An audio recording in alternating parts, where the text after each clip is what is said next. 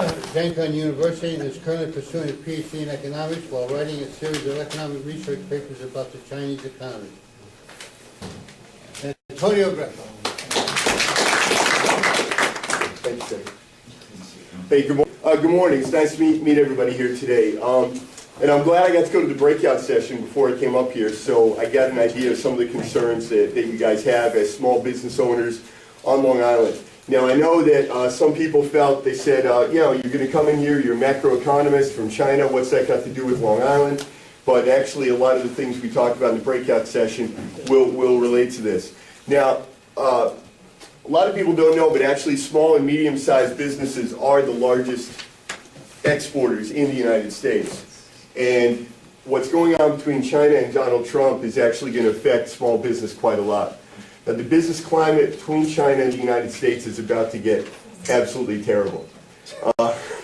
There's no other way to say it. Okay, it seems like President-elect Trump has a particular issue with China, deserved or undeserved, okay? And I'm not here to make a judgment about what should or shouldn't be. I'm just going to tell you what is. So Trump has put together this triumvirate, they're calling it, and this includes Robert Lighthizer, U.S. Trade Representative, Wilbur Ross, Secretary of Commerce, and Peter Navarro. Now, it's expected that all three of these guys, basically, Trump's going to dictate to them exactly what he wants done with trade, and then they're going to do it. And he's probably going to circumvent the existing, say, governmental structures for doing these types of things. All three of these guys are anti-China. All three of them are anti-Trans-Pacific Partnership. They're against most of the big free trade agreements, and Trump is too. So it's expected that they're going to move forward attacking these arrangements. Wilbur Ross is an interesting character, though, and I know there's some financial people here. Wilbur Ross, although he is, I guess you could say anti-China on the one hand, but he makes a lot of money investing in China. And one of the things that he invests in is non-performing government loans. So if there's any financial people, and you want to talk more about that later, because it might be boring for everybody else to listen to me talking about non-performing loans. But I find that very interesting, and that's one of the opportunities that is going to be created by all this madness that's about to come. Dr. Peter Navarro, he wrote a series of books, most notably one called Death by China. So his China opinions are pretty obvious. My research area is China outbound investment. The university asked me to change, and also I work for a China think tank as a researcher, and the think tank actually hired me to do Trump-China economic research. Oh, wow. And they've got teams and teams of U.S.-China economic, experts, and they called me in to be Trump-China economics expert. And then the university is now asking me to do the same thing. So I'm making my career into these guys. As I was doing a lot of this research, the name Peter Navarro kept coming up, and I said, "Gosh, this name is so familiar to me." And then I realized he had been my macroeconomics professor. So, and his name is actually on my certificate. So I'm pretty excited about that. So if anyone wants an autograph later, we've got that. The other interesting thing about President-elect Trump is that he obviously is not the president yet. He'll take office on the 20th, which technically means he doesn't have any policies. We can't call anything he's doing policy, and people keep asking me, well, what do you know about Trump's policies? And I'll say, they haven't happened yet. So what he has opinions, he has ideas, he has things that he spouts from the pulpit. So there's two very concrete things that he wants to do. One is he wants to take America out of the Trans-Pacific Partnership, and he wants to raise tariff against Chinese exports. So those are the two things we're going to look at today. And again, is he going to do them? Will he do them? Will it really happen? I don't know, and I can't predict that, but I can tell you what will happen if he does. Okay, but what I think we can assume, which is why I said I think things are going to get bad, I don't think that he's making this the main point of his presidency and hiring the staff that he did if he doesn't have an intention of doing something. So maybe it's not going to be the full Monty, but it's going to be the half Monty or the quarter Monty. Brief overview of U.S.-China trade. The United States is China's #1 trading partner. We account for about 20% of their exports. And China's economy is an export-driven economy. Okay, so many of you in the breakout session, you were saying how industry has left Long Island, We're not producing things in America anymore. We're certainly not producing anything on Long Island. When I worked, I was a financial advisor and portfolio manager and all that in New York City about 20 years ago. When I was working in New York City at that time, there were, during the economic boom in the late 90s, when everybody was making money and the financial industry was booming, there were 250,000 manufacturing jobs in New York City. So from whatever, 10 million people, however you want to count it, right, New York Metro, whatever you want to count, there were only 250,000 manufacturing jobs. And now it's much less. It's about half of that now. All right, so we're not producing things. China's producing things, and they're exporting them. A lot of Americans and a lot of observers will tell you, oh, you know, America's weaker, you're not producing, you're not exporting. That's not necessarily the case. And there's a lot of macroeconomic reasons why we're not producing things anymore that aren't necessarily bad things. However, the reality for you right here on Long Island, you know, you have a shortage of young people, then you don't have the industry for them to work in if they did want to live here, and then, thank you, you introduced me to a concept I didn't even know. He said he can't find staff, he wants to hire young salespeople, and there are none. All right, so these are problems that we're facing. All right, so Donald Trump accused China of being a trade cheat, currency manipulator, and all these things. He said they're eating our lunch in trade. They're beating us on trade. I have like 500 different quotes of how he's rephrased this. This is a big point for him. The two main reasons why Chinese exports are cheaper than our products. There's two main reasons. And number one is that wages are preposterously low in China, and number two, the currency is really low. So they said the average factory worker in the United States earns just under $2,000 a month, and that's for a 40-hour work week. His Chinese counterpart is earning this number, $463 a month, is actually not even accurate because the RMB, the Chinese currency, has been in free fall recently. So actually, this guy's probably earning more like $450 a month, and that's not for a 40-hour work week. That is a 28-day month. They work 28 days, they get two days off, and they're not working 8 hours, they're probably working 10, 12 hours, and he's getting under $500 for that. And then the American worker gets $2,000 for a 40-hour work week. So actually, when you compare the amount of hours that they're working, so to do the same in America, we're looking at $3,000, $4,000 just in salary. Then you got benefits, you got Social Security, you got all this other stuff. This is one of the problems. Chinese salaries are really low. Now, to put this in preposterous, show you how silly this is. China is the second richest country in the world, all right? Number two behind the United States. However, China, the average annual salary per year is under $8,000. Okay, so on Long Island, you know, it's monthly salaries. You know, Malaysia, and you don't generally think of Malaysia as being a particularly rich country, and they're not bad by Asian standards, but you know, not a rich country. They're earning almost $10,000 a year. Gabon, in Africa. Okay, and I know a lot of you thought Gabon was an economic powerhouse, right? Get out there and buy some Gabonian stocks or something. $10,966 a month. Greece, a name synonymous with economic prosperity. Greece, $18,000 a year. All right, so China is earning a fraction, or the workers are earning a fraction of what people are earning in other countries. So as a macroeconomist, I could definitely say, yes, Chinese workers are not making enough money. Salaries need to come up. Now, this one is a little bit technical, and you know, I go around, I speak at universities, I speak at think tanks, and I speak to business people, so I don't want to get too technical if it doesn't, you know, because I don't want to turn anybody off. So, and again, feel free afterwards and talk to me, and I'm happy to discuss these things with you. This guy is studying finance over here, so he may ask me questions I don't know the answers to. But basically, Donald Trump's accused him of currency manipulation. Now, in the economics community, we've all agreed that through 2014, without a doubt, China was manipulating the currency. What that means is they intentionally kept their currency low to make their exports cheaper.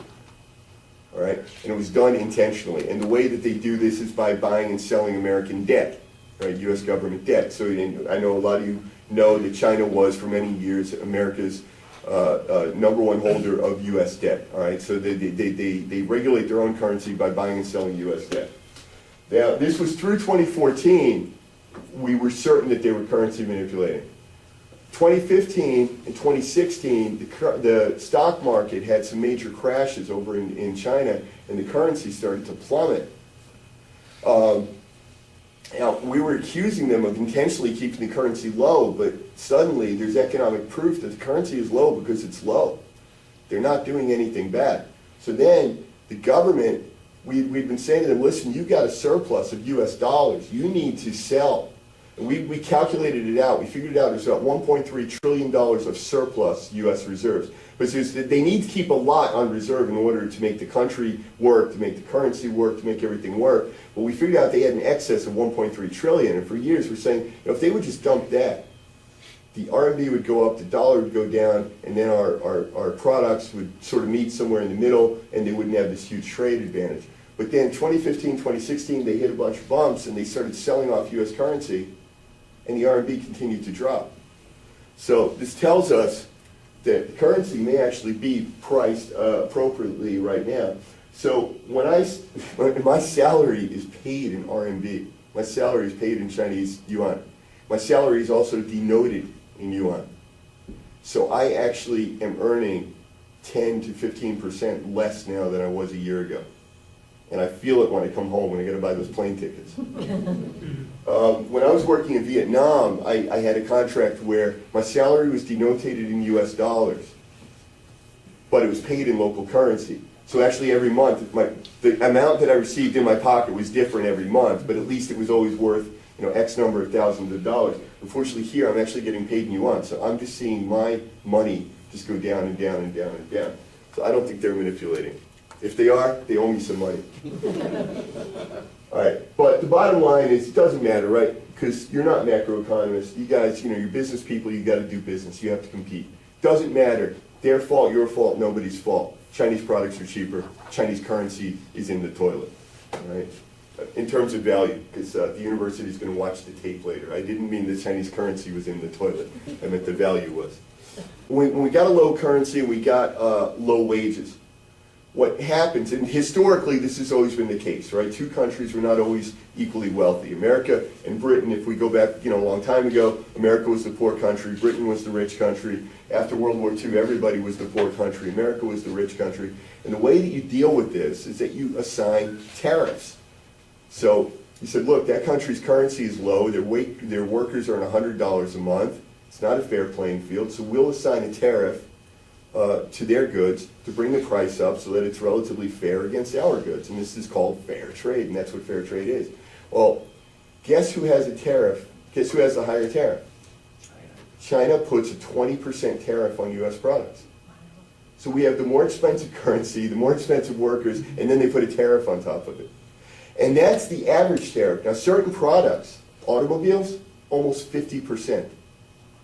Almost 50%. So you want to buy a car in Shanghai, it costs you at least, right? Just the tariff is 50% more. By the time you actually buy it, it could be 500% more than it is here. All right? So this is ridiculous. Now, the TPP, which is going to overlap with this, so there's this Trans-Pacific Partnership that Donald Trump wants to get us out of. I'm doing research on the TPP right now. One of the things that I'm doing is I'm just making a chart of non-reciprocal rights. So for example, any member of the TPP or China can come to the United States and buy land. Chinese people in China can't buy land. And of course you can't buy land in China. A Vietnamese person can come to the United States because Vietnam is one of the members of TPP. They come to the United States, they can buy land. You can't buy land in Vietnam. They can open a company in the United States and own it 100%. You open a company in Vietnam or Cambodia, you're only allowed to own 49 cents. They can come here and do anything. We go there, there's all these restrictions. They put a 20% tariff on our products. We have like a 9% tariff on their products. Interestingly, people have painted this, the media's painted this, that you know, Trump is crazy and he's got these crazy people that want to get out of the TPP, but actually a lot of people in the Obama administration were also against it. And Senator Bernie Sanders actually published a paper called The TPP Must Die.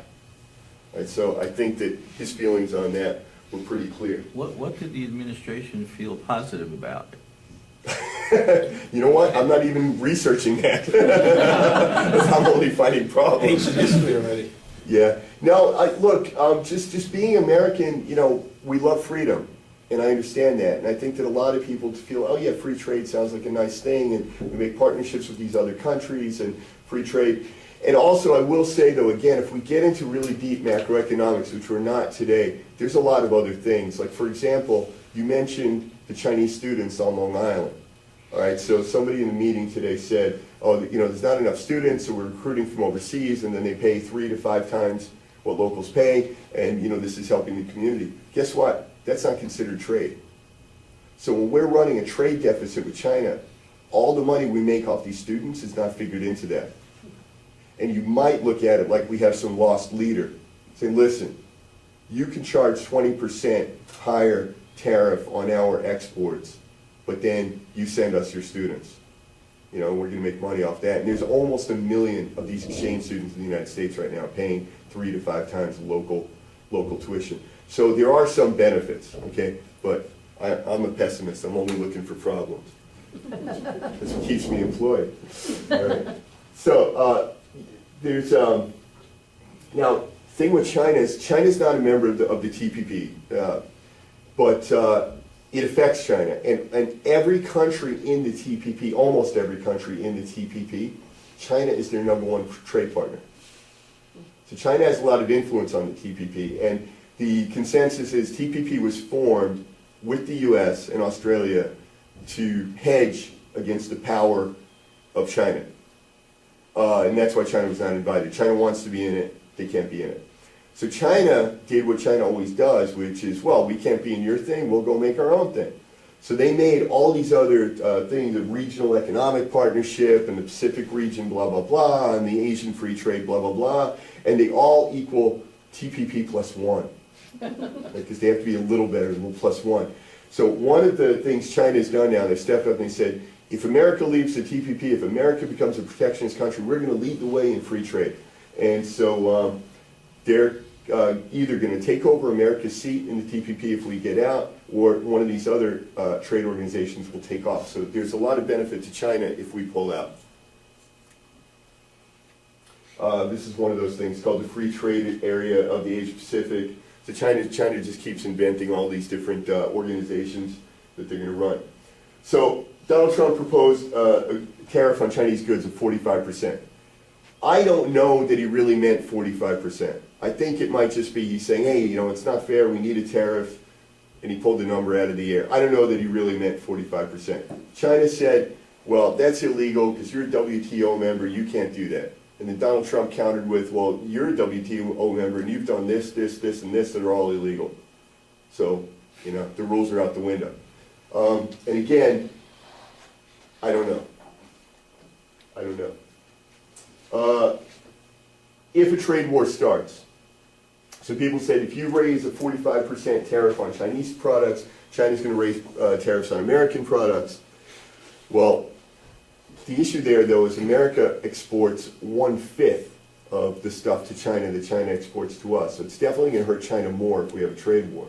Then they said, well, there's all these American companies in China that are producing goods. Yeah, but a trade war shouldn't affect them because it should just be for imports and exports. They're they're producing in China. So then Donald Trump said, well, we want to bring jobs back to Long Island, we want to bring jobs back to America, so we'll put a 38% tax on American companies overseas to bring them home. There's a bunch of issues with that. One of them is that a lot of the companies that are American companies that are in China are only selling in China.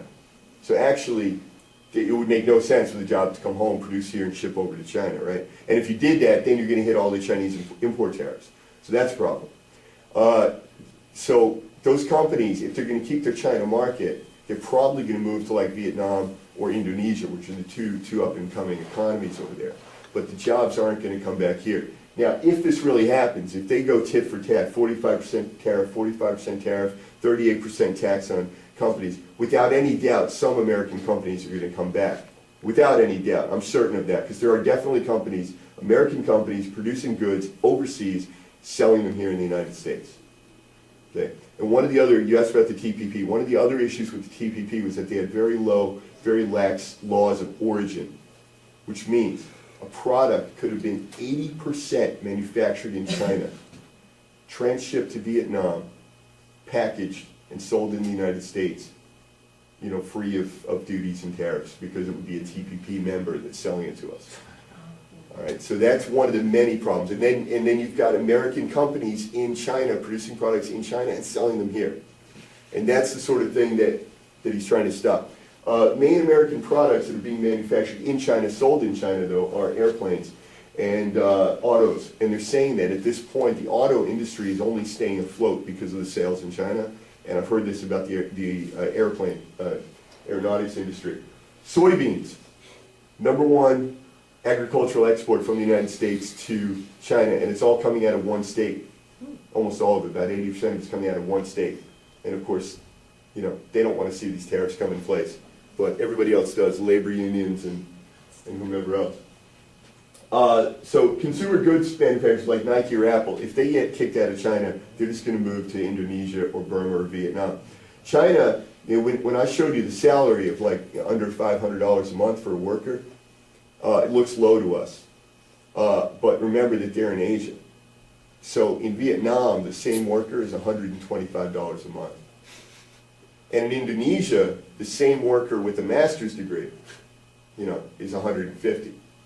And so these companies now, they're looking at that and they're saying, you know, if I move to Vietnam, I'm going to save 75% on my labor costs. But then you got the cost of moving and logistics, because then you go to Vietnam and maybe you have a power outage every 3 days and your factory can't operate, right? So it's still a little bit expensive. But if China raises any kind of a tax on that, because they're right on the cusp, if any cost increases at this moment, whether it's a U.S. tax or a Chinese tax or a tariff, they're going to move.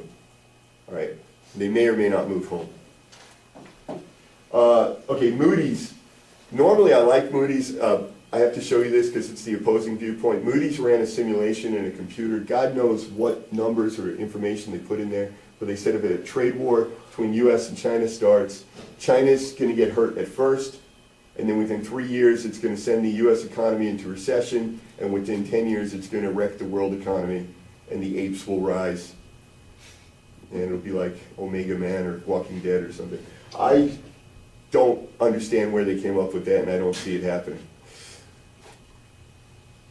All right, so there's a lot of people against the China tariffs, all right? And they're all sort of saying the same things. So this is again from Bloomberg. So Bloomberg is saying, well, China's got this population of 1.3 billion people, and they're earning $8,000 a year. That's a huge market. You know, if we get in a trade war, we can't benefit from that market.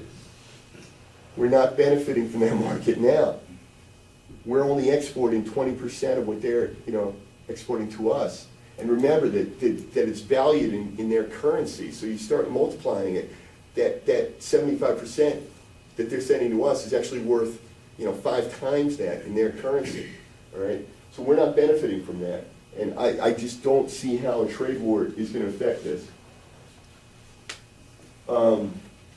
This is true, though. We got our exports to China right now are valued at about $161 billion. And if we had a trade war, that could be lost.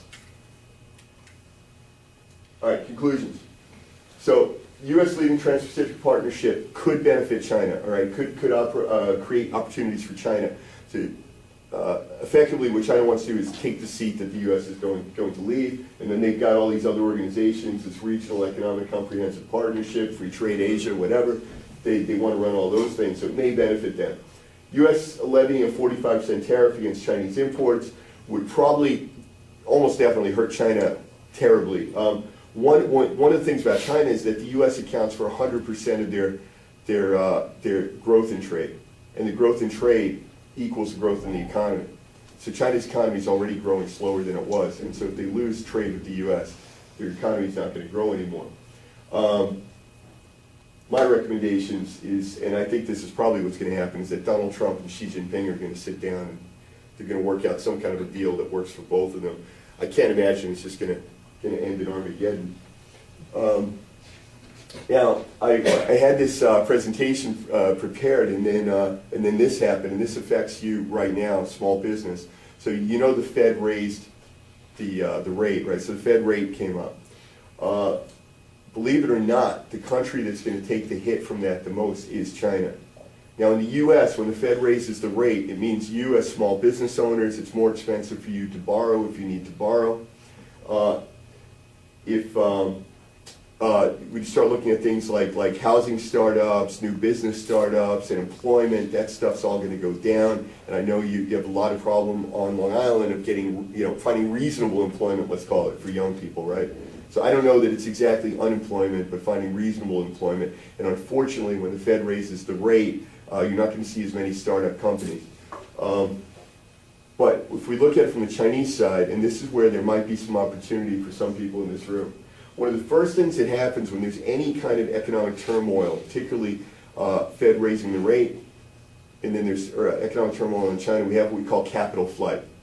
So I'm in China, I'm a rich guy, I got all this money, I'm watching the value of my money dropping, and it's not my fault, I've done nothing wrong, I'm just sitting here, my money is dropping in value. So what do I want to do? A, I want to get my money out of the country. B, I want to invest it in US dollars.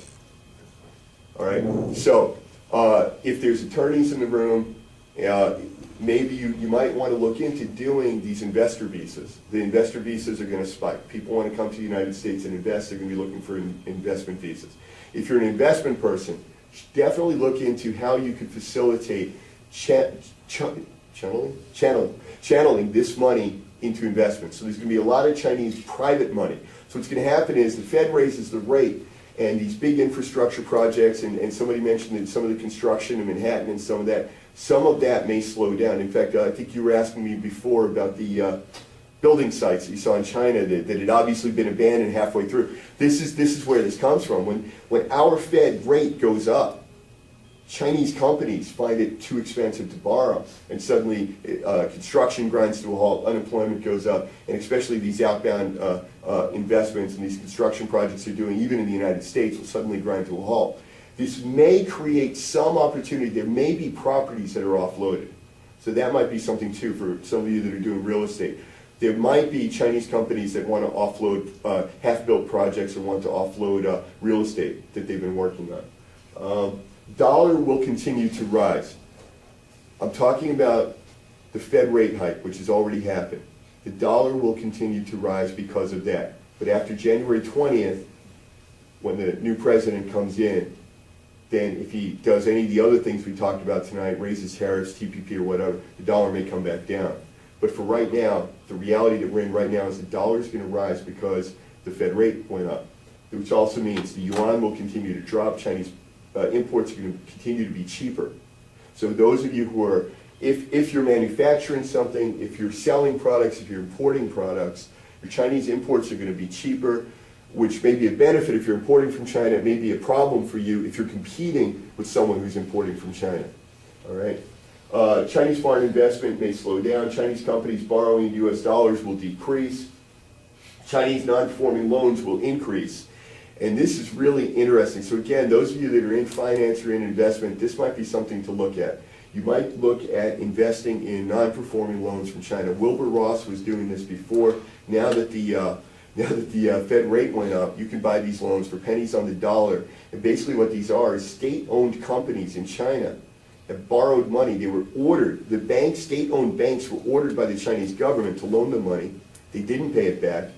This is effectively government debt, and it's not going to be defaulted on. Of course, we didn't think Fannie Mae and Freddie Mac were going to default either.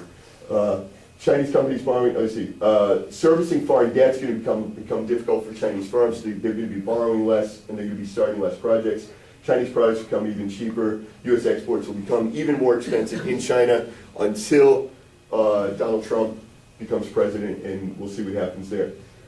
What this all means for your small businesses. So the cost of borrowing will increase. We've talked about that. So those of you who do need to function by using debt or using loans or whatever, that's going to become more expensive. If you're selling goods in China, you'll see a slowdown of orders. Start looking for other markets. Start looking for other export markets.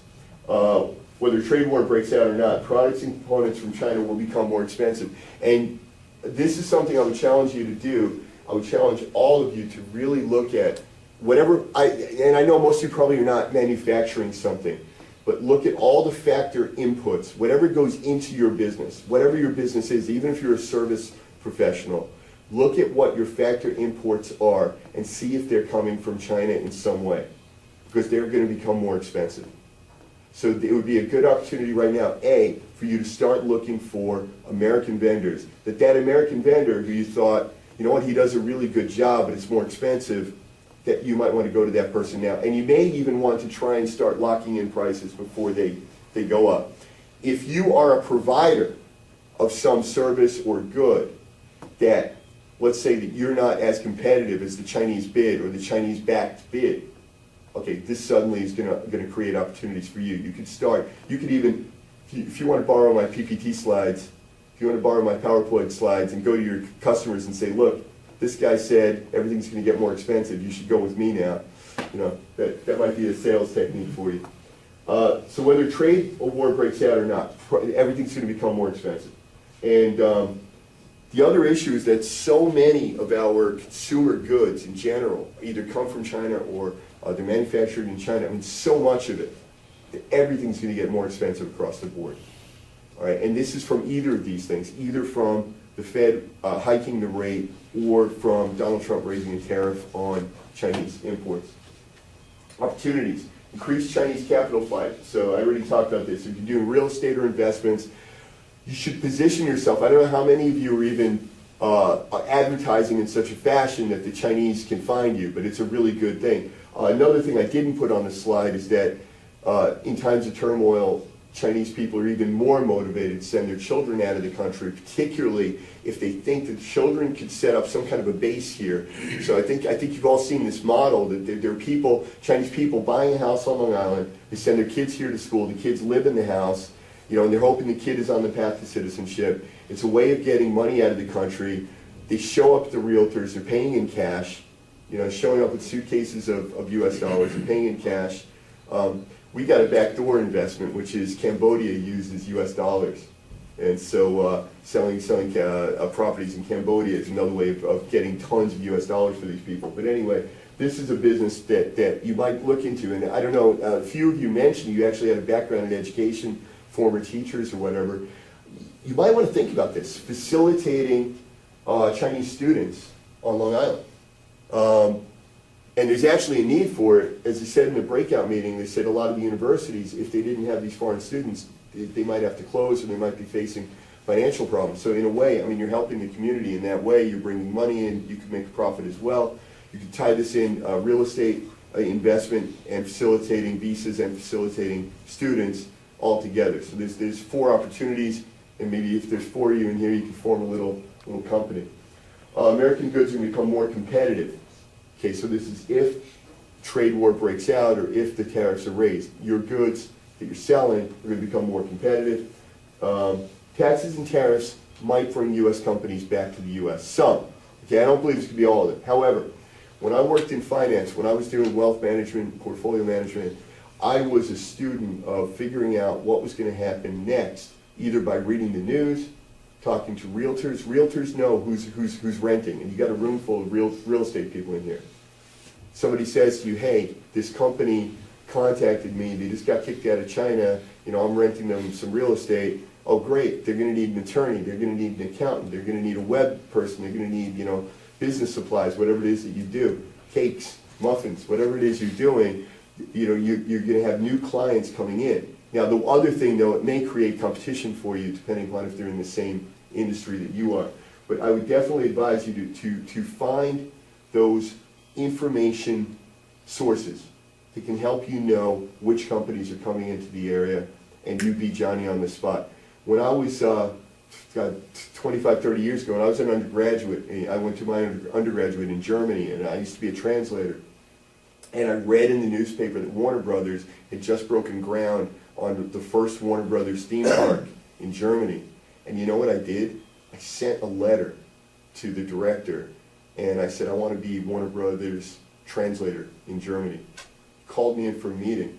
And when I got there, it was literally a construction site, and there was a trailer in the back, and that was his office, and he was the director of Warner Brothers Germany. And he said, you know, we didn't realize we were going to need a translator.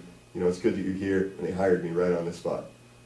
Right, so that's what you do. If you're Johnny on the spot, you're always going to be the best one. Or Janie? Janie, I don't want to be sexy. Genie on the spot? Genie on the spot. So another opportunity, of course, okay, selling goods and services to companies that are relocating here. I don't know if there's any accountants in the room. There may also be some very interesting opportunities for accountants. Okay, so this is my commercial. So the two things I'm looking for, if you know anybody, one is I'm always looking for opportunities to speak. So anybody that would be interested in hearing about China trade, please contact me. And number two is I've just finished a book on the China economy, and I'm looking for a publisher, and I've got articles and papers on China economy. So if you know anybody that would be interested, even small businessman magazines, websites that might be interested. I actually did an article version of this presentation today, so if somebody wants to publish that somewhere, that would be fine. Just contact me. And this is my contact information. I'm on LinkedIn, and again, if you're interested in China, I don't know if everybody is, but every morning, Monday through Friday, I post one of my China economic reports that I write. So if you're on my LinkedIn, you can read those. If you have any questions, you can contact me. If you need information, anything, just contact me.